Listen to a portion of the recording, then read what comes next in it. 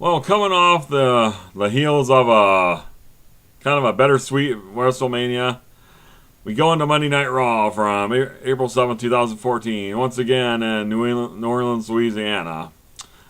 And we'll see if the night after WrestleMania Raw is at least equal to or better than the WrestleMania itself, the Raw show after WrestleMania. So we end up kicking off Raw with the new champion Daniel Bryan, and to me, this reception that he got, I mean, they were chanting yes before he even come out there, but to me, this is almost on par with bringing out Hulk Hogan after WrestleMania 18 in Montreal. I mean, Daniel Bryan couldn't say anything for probably about a good 3-4 minutes because they were either chanting yes or they were chanting Daniel Bryan or this and that. It wasn't quite on a par with Hulk Hogan, but it was pretty damn close. I mean, this was just a phenomenal reaction to Daniel Bryan winning the title. All the Daniel Bryan fans, they got what they wanted, But so you end up getting the Authority out there later on, and I mean, hey, God's pissed. God was embarrassed at WrestleMania, and so Daniel Bryan's first defense is going to be against God himself in the main event. So it's pretty short and sweet opening segment, and it sets up the main event. So hey. So then you have a 6-man match between the Wyatt family against 2 members of the Breakfast Club and John Cena and Sheamus and your IC champion Big E. One thing I thought was funny when Cena come out there, the crowd was kind of singing his theme song, but they're going, John Cena sucks! John Cena sucks! Oh my gosh, I'm surprised it took him this long to figure that out. I mean, he's only been using this theme music for about 9 years now? I'm surprised somebody didn't come up with it sooner. But anyway, well, the Wyatt family got some kind of a measure of revenge, or at least Bray Wyatt did, by pinning your IC champion Big E, and hey, I guess, they gotta save... Bray's got to save face a little from WrestleMania, even though he should have fucking won the match, damn it. So then you get a vignette about Bo Dallas is coming to Raw. He's coming back to Raw after that little cup of coffee he had last year after the Royal Rumble. But unlike Chase Oliver 68, I am not a believer, so I could really give 2 shits about this. But hey, whatever. It's a somewhat new talent coming up to the main roster, so well, I guess I'm not crazy about it, but hey, what do you do? Alright, then you get a promo from Brock Lesnar and Paul Heyman. And this was probably Paul Heyman's most epic promo of all time. Oh, jeez. I mean, you could even go back to his ECW days, or NWA, WCW, whatever, what have you. Him just talking about the streak and how Brock Lesnar conquered the streak and all this. And this was, I mean, the crowd actually even wanted to cheer Paul Heyman, but it was like he was mocking the crowd for it, and that's, I mean, God, everything he was saying, it was just awesome.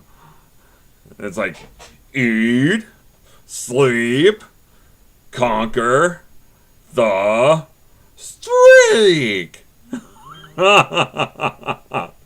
This was phenomenal shit. I've heard a lot of great Paul Heyman promos in my life, but I think this one really took the cake. This was phenomenal. And keeping with the NXT theme, I'm not too crazy about the Bo Dallas coming coming up to the main roster, but Adam Rose is coming to the main roster. Oh gosh, I knew he would be a main roster player maybe sooner than later, but oh my gosh, I didn't think it was going to be this soon. This is going to be awesome. This is my favorite character in NXT right now, and I can't wait to see what they do with him in the main roster. Hopefully they can make him a big-time player. Whereas the Leo Kruger gimmick wasn't going to get him to the main roster, this Adam Rose character is, and it will, coming very soon. And this will be great. So earlier on the show, Triple H and Steph, they gave Randy Orton and Batista a shot at the tag team titles, which means they're going to take on the Usos. Well, both teams were counted out in this match. This match didn't really last a whole hell of a long time, but they pretty much just laid waste to the Usos, so I'm guessing maybe they're going to have a title shot at Extreme Rules or something. I'm not too sure, but you know, it'd definitely be something different for sure. Alright, next you got the return of RVD against Damien Sandow, and this match was basically nothing more than a glorified squash. Alright, keeping up with the theme of short matches, Rey Mysterio against Bad News Barrett, who's actually in the ring instead of giving people the bad news. Well, I do have some bad news for Rey Mysterio. You lost, and hey, Bad News Barrett got a hell of a nice pop. Of course, this is Bizarro Land. It's the night after WrestleMania, so you can't have to expect things like that. But hey, Bad News Barrett won. All right, then you get the Raw in-ring debut of Alexander Rusev against Zack Ryder. Oh, poor Zack Ryder. Oh, another big squash. That's probably a bigger squash than the RVD Damien Sandow match. But hey, Lana's got some nice legs on her. Oh, so next you have AJ Lee and Tamina Snuka coming out to the ring there.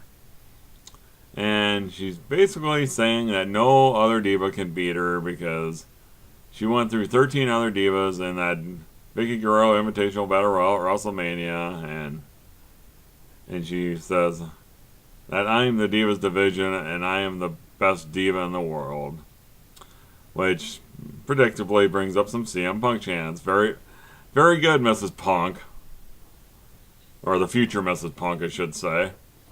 But then you get the Raw debut of Paige, the NXT Women's Champion. And she's more or less just out there to congratulate AJ on her victory at WrestleMania and all this. And AJ's just getting into her face. And finally she gets a little too full of herself. And she puts the Diva title on the line. And about 3 minutes later, you've got a new Divas champion in Paige. So now she's a double title holder at 21 years of age. The youngest Divas champion in history. And really one of the youngest champions in the history of WWE, male or female. If memory serves, I believe the youngest champion of any kind in WWE was Rene Dupree when he was 20 years old, and he was part of La Resistance as part of the tag team champions. But not so sure if this is the right thing to do with Paige, just putting the Divas title on her right from the get-go, but hey, you're getting the title for AJ Lee after 295 days, so I think it's just a bonus. Bye-bye, AJ. Bye-bye.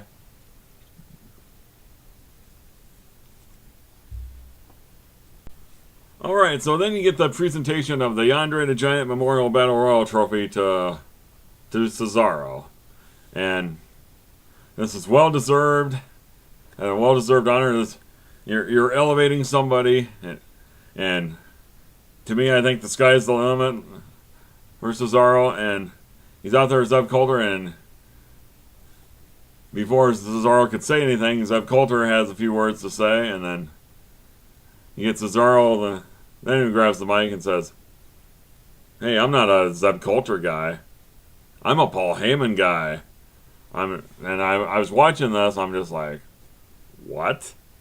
Okay, what's going on here? It's like, you mean to tell me you're looks like you're going on this big babyface turn, and now you're aligning yourself with Paul Heyman?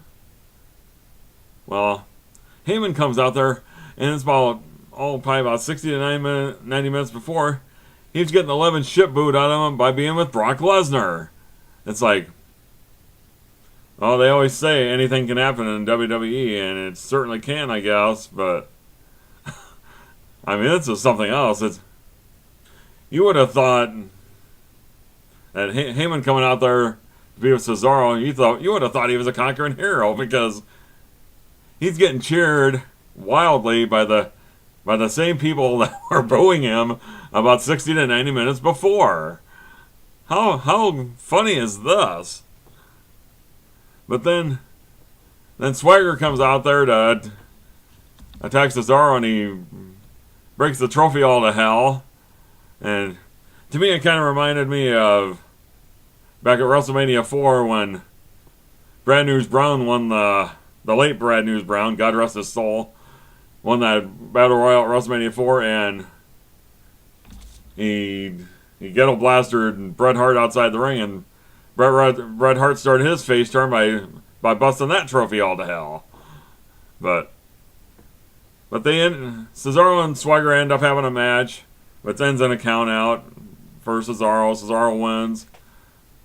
Don't think there's going to be that really long of a feud between these two.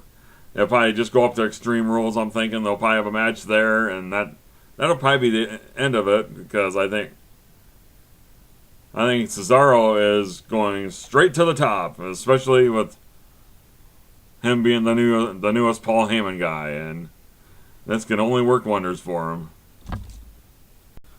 So then we get to the main event, which is Daniel Bryan defending the title against God himself, Triple H. Ugh. But before we get that, Batista and Randy Orton come down there to help lay waste to Daniel Bryan, and Kane ends up coming down there as well. So it's kind of like a mini Evolution reunion of sorts, except with no Ric Flair there. But so then God comes out there, and then he's trying to pick up the scraps, and then who should come out of the crowd but the Shield? And then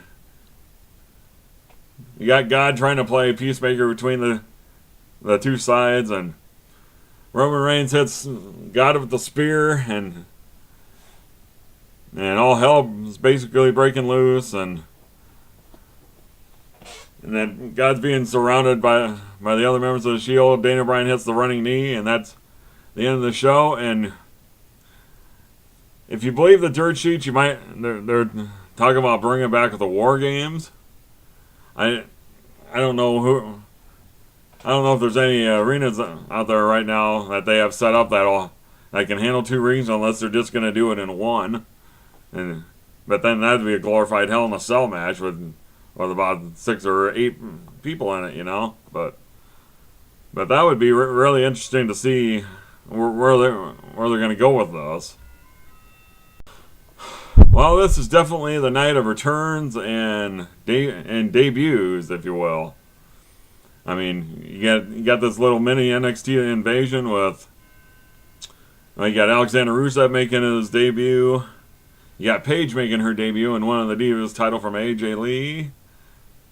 You got vignettes on Bo Dallas and Adam Rose, and then you got the return of RVD, and Daniel Bryan's first appearance at the beginning of the show. That was nothing short of amazing. And to me, I thought this was a very good Raw, like the first Raw after WrestleMania.